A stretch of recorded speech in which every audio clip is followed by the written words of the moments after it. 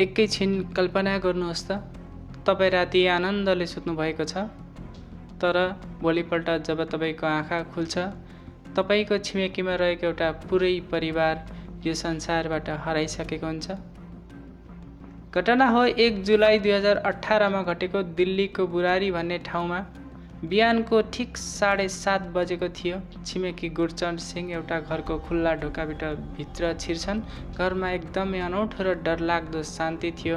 उनी सिडी चढ्दै पहिलो तल्लाको हलमा पुग्छन् र अचानक उनको नजर छतमा जान्छ।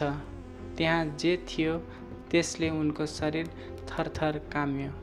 उनको मुखबाट चिच्याउन सक्ने सम्म आवाज निस्केन। उनी बौलाए झैँ घर बाहिर दौडिएर चिच्याउन थाले, सबै मरे भनेर। त्यो घरभित्र एकजना होइन, दुईजना होइन, एउटै परिवारका 11 जना सदस्यहरू मृत अवस्थामा थिए। 10 जना सदस्यहरू छतको फलामको ग्रिलमा बरको रुखको जराहरू जस्तै हावामा झुन्डिरहेका थिए। सबैका आँखामा पट्टी थियो, मुखमा टेप टाँसिएको थियो, हातमा खुट्टा कसिलो गरी बाँधिएको थियो र अर्को कोठामा परिवारकी 80 वर्षकी हजुरआमा मृत अवस्थामा थिइन्।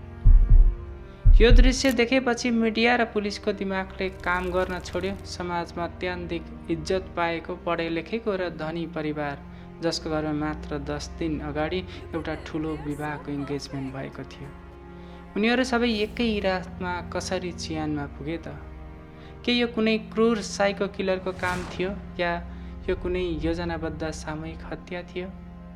सुरुमा पुलिसले यसलाई डकैती र हत्या मान्यो, तर जब घरको खानतलासी गरियो, पूजा कोठा नजिकै 11 वटा रहस्यमय डायरी फेला परे र यी डायरीहरूले एउटा यस्तो कालो सत्य उकाल्यो जसले पुरा देशको सातो उडायो। ती डायरीहरूमा विगत 11 वर्षदेखि परिवारका हरेक गतिविधिहरू लेखिएका थिए र सबैभन्दा भयानक कुरा 1 जुलाईको त्यो अन्तिम रात उनीहरूले कसरी मर्नुपर्छ भन्ने कुरा स्टेप त्यो डायरीमा पहिल्यै नै लेखिएको थियो। यो भयानक खेलको नायकी थिए परिवारका कान्छा छोरा ललित चुन्डावत। सन् 2007मा ललितका बुबाको मृत्यु भयो। बुबाको मृत्युको झड्काले ललितको मानसिक ट्रमा एकदमै बिग्रिएको थियो। केही समयपछि उनले परिवारलाई भने, बुबा मर्नु भएको छैन, उहाँ मेरो शरीरभित्र आउनुहुन्छ र मलाई निर्देशन दिनुहुन्छ। सुरुमा कसैले पत्याएनन्, तर एउटा घटनामा आवाज गुमाएका ललितको आवाज बुबाको श्रद्धा गरेपछि फिर्ता आयो। यो चमत्कार देखेपछि पुरै परिवारले ललितको खुट्टामा परे। उनीहरूले ललितलाई मान्छे होइन, साँच्चै भगवान ठान्न थाले। ललितले जे भन्थे परिवारले बुबाको आदेश मानेर डायरीमा नोट गर्ने गर्थे। अचम्मको कुरा, डायरीको नियम मान्दा आर्थिकमा एकदमै धेरै विकास हुँदै गयो। परिवारमा पैसाको उहिरो हुन थाल्यो। यसका कारणले ललितमाथि अन्धविश्वास एक आस्थामा बदलिसकेको थियो। जुन 2008को अन्त्यमतिर डायरीमा एउटा अन्तिम अनुष्ठानको आदेश आयो। वर तपस्या अर्थात् वरको जरा जस्तै झुन्डिएर गरिने पूजा। ललितले परिवारलाई विश्वास दिलाए कि यो पूजा गरेपछि बुबाको आत्मा आफै प्रकट हुनेछ र उनीहरूले सबै कष्टहरू मेटिनेछन्। 30 जुनको त्यो अन्तिम रात घडीमा 12:30 बज्छ। ललित र उनकी श्रीमतीले सबै परिवारका सदस्यको हात खुट्टा बाँधिदिन्छन्, मुखमा टेप टाँसिदिन्छन् र काँधमा कपास कोचिदिन्छन् ताकि कसैको चित्कार बाहिर नजाओस्। रातको करिब 1:45 बजे सबैजना आफ्नै स्टुलमा चढ्छन्, घाँटीमा पासो लगाउँछन्, तर डायरीमा अन्तिम लाइन लेखिएको थियो, जब तिमीहरू पासोमा झुन्डिन्छौ, धरती हल्लिनेछ, आकाश गज्रिनेछ र म अर्थात् बुबा आएर तिमीलाई बचाउने छु, त्यसपछि तिमीहरूका स्टुलबाट ओर्लनेछौ।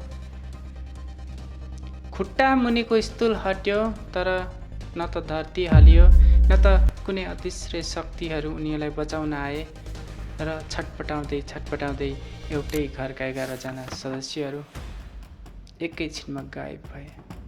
कानुनी र मेडिकल भाषामा यसलाई सेयर साइकिस भनिँदो रहेछ। यो आत्महत्या थिएन, परिवारका कोही पनि मर्न चाहँदैनथे।